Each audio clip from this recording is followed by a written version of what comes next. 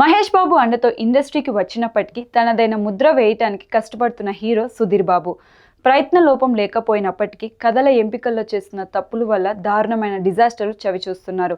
ఇటీవల విడుదలైన జటాధర మరో ఫ్లాప్ని సుధీర్ బాబు ఖాతాలో వేసింది.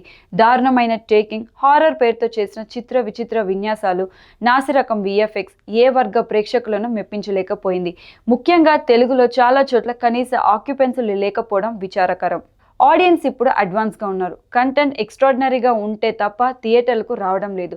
కోట్లు ఖర్చు పెట్టిన మిరాయ్ సింపుల్ బడ్జెట్లో లాగించిన లిటిల్ హార్ట్స్ నిరూపించిన నిజం ఒకటే: క్వాలిటీ ఉంటే స్టార్లు ఉన్నారా లేదా జనం పట్టించుకోరు, థియేటర్లకు వచ్చి టికెట్లు కొనేస్తారు.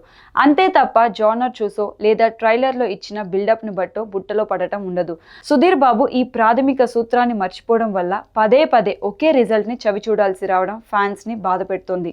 జటాధర కన్నా ముందు చేసిన మా నాన్న సూపర్ హీరో, ఆ అమ్మాయి గురించి మీకు చెప్పాలి, మామా మషింద్ర మొదలైనవి ఘోరంగా దెబ్బతిన్నాయి. హరోం హర కొన్ని చోట్ల పర్వాలేదనిపించుకుంది, కానీ ఓవరాల్గా చూసుకుంటే ఇది కూడా కమర్షియల్ ఫెయిల్యూరే. 2018లో సమ్మోహన తర్వాత సుధీర్ బాబు మళ్ళీ ఆ స్థాయి సక్సెస్ చూడలేదు. ఓపెనింగ్స్కి మహేష్ అభిమానులు సపోర్ట్ లేదు.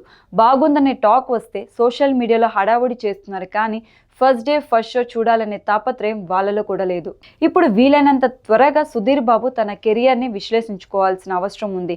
ఇంకో 2-3 ఏళ్లలో కొడుకుని లాంచ్ చేసే ప్లానింగ్లో ఉన్నారు. తండ్రికే మార్కెట్ లేనప్పుడు వారసుడికి అంత సులభంగా స్వాగతం దక్కదు. కృష్ణ అల్లుడు, మహేష్ బావ లాంటి ట్యాగులు నిర్మాతలను ఆఫర్లు ఇచ్చేలా చేస్తాయి, కానీ జనాలతో టికెట్లు కొనిపించేలా చేయవు. ఇక్కడ కష్టపడాల్సింది సుధీర్ బాబునే.